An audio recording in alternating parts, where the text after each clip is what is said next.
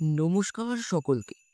আজ 25শে ডিসেম্বর উপলক্ষে আমি পরিকল্পনা করেছিলাম মায়াপুর ইস্কন মন্দির ঘুরে দেখার। সেই পরিকল্পনা মতো আমি সকাল সকাল বেরিয়ে পড়ি। হ্যাঁ, সর্বপ্রথম আমি বাড়ির থেকে বেরিয়ে পড়ি বিধাননগর রেলওয়ে স্টেশনের দিকে এবং সেখান থেকে বিষ্ণুপ্রিয়া স্টেশনের জন্য আমি টিকিট কেটে নিই।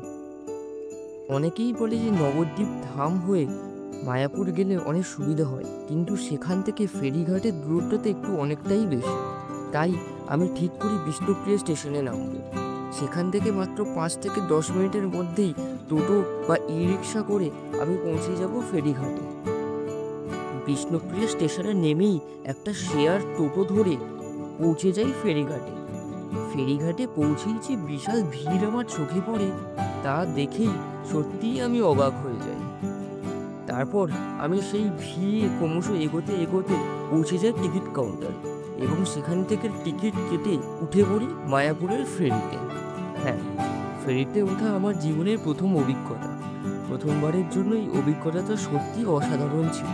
ফেরিতে উঠে ধীর গতিতে আমরা এগোতে থাকি আমাদের গন্তব্যস্থলের দিকে। এগোতে এগোতে আমার চোখে পড়ে আরও অনেক ফেরি যারা তাদের গন্তব্যস্থলের দিকে যাতায়াত করছে। এই দৃশ্য দেখতে দেখতে আমি লক্ষ্য করি নদীর রং যেন ধীরে ধীরে পরিবর্তন হয়ে যাচ্ছে। নবদ্বীপ থেকে মায়াপুর যাওয়ার পথে জলের সেই রং বদলের সৌন্দর্য সত্যিই মুগ্ধ করে দিয়েছিল আমাকে। এই সৌন্দর্য দেখতে দেখতে আমি পৌঁছিয়ে যাই মায়াপুরে। তারপর সবাই মিলে ফেরি থেকে নেমে মায়াপুর ফেরিঘাট থেকে বেরিয়ে আসি।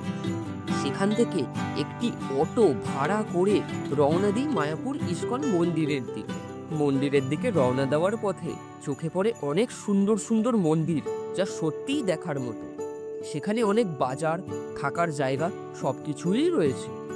পথ চলতে চলতে নানান রকমের সুন্দর জিনিস এবং মন্দিরের স্থাপত্য দেখে মুগ্ধ হতে হতে শেষমেশ পৌঁছিয়েই যায় ইস্কন মন্দিরে।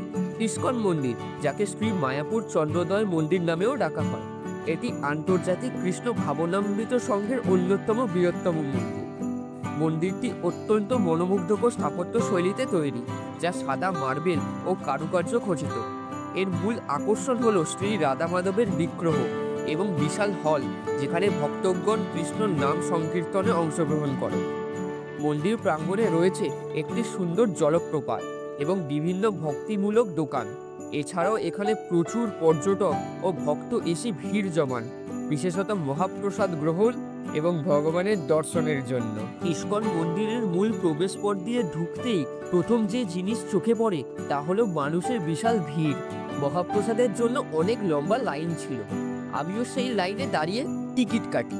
তারপর আমিও মহাপ্রসাদ গ্রহণের হলে প্রবেশ করি এবং দেখি বিশাল এক হল জুড়ে ভক্তগণ সারি দিয়ে মাটিতে বসে গভীর ভক্তি ভরে প্রসাদ গ্রহণ করছে। আমিও একটি ফাঁকা জায়গায় বসে প্রসাদের স্বাদ গ্রহণ করি এবং সত্যি সেটা অত্যন্ত সুস্বাদু ছিল। প্রসাদ গ্রহণ করার পর আমি মন্দির দর্শন করতে যাই। সেখানে অনেক দোকান ছিল, যেখানে নানান ধরনের জিনিস খুবই ভালো দামে পাওয়া যাচ্ছিল। মন্দিরের জলপ্রপাতের সামনে বেশ কিছু সুন্দর ছবি ও ভিডিওও তুলে নিই। এরপর প্রধান মন্দিরের দিকে প্রবেশ করি। তবে সেখানে ঢোকার আগে জুতো, ফোন, ক্যামেরা সবই জমা দিতে হতো। এরপর অন্যান্য মন্দির ও বিখ্যাত স্থানে দর্শন করতে যাই। মন্দিরের পরিবেশ সত্যিই অসাধারণ ছিল। তারপর মন্দির দর্শন শেষে মন ভরে নেওয়া স্মৃতিগুলো নিয়ে বাড়ি ফেরার জন্য রওনা দিই ফেরিঘাটের দিকে। ফেরিঘাটে পৌঁছে ফেরিতে উঠি আর নদীর তীরে বয়ে চলা হাওয়ার মিষ্টি ছোঁয়া আর চারিপাশের অপরূপ সৌন্দর্য উপভোগ করতে করতে এগোই। ফেরির জলে প্রতিফলিত মন্দিরের আলোর ঝলকানি আর চারিদিকে ভেসে আসা সংকীর্তনের সুর সেই মুহূর্তকে আরও জাদুকরী করে তোলে।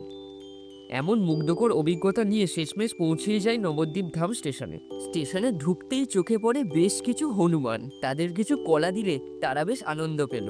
এরপর ট্রেনে চড়ে হাওড়ার দিকে রওনা দিই। হাওড়া স্টেশনে পৌঁছি চারিপাশের ব্যস্ততা আর মানুষের কোলাহল অনুভব করি। সেখান থেকে আমি মেট্রোর দিকে যাই এবং স্প্ল্যানেড যাওয়ার জন্য একটি টিকিট কাটি।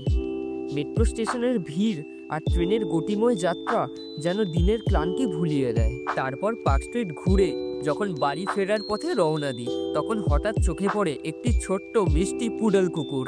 বাড়ি ফেরার পথে রাস্তায় সেই যানজটের মধ্যেই পড়ে যাই, যা পেরোতে আমার বেশ কিছুটা সময় লেগে যায়। যানজটের কারণে ক্লান্তি একটু বাড়লেও পুরো দিনের অভিজ্ঞতা মনে করেই মন ভালো হয়ে যায়। তারপর বাড়ি ফিরে প্রথমেই সারাদিনের তোলা সব ভিডিও এডিট করা শুরু করি।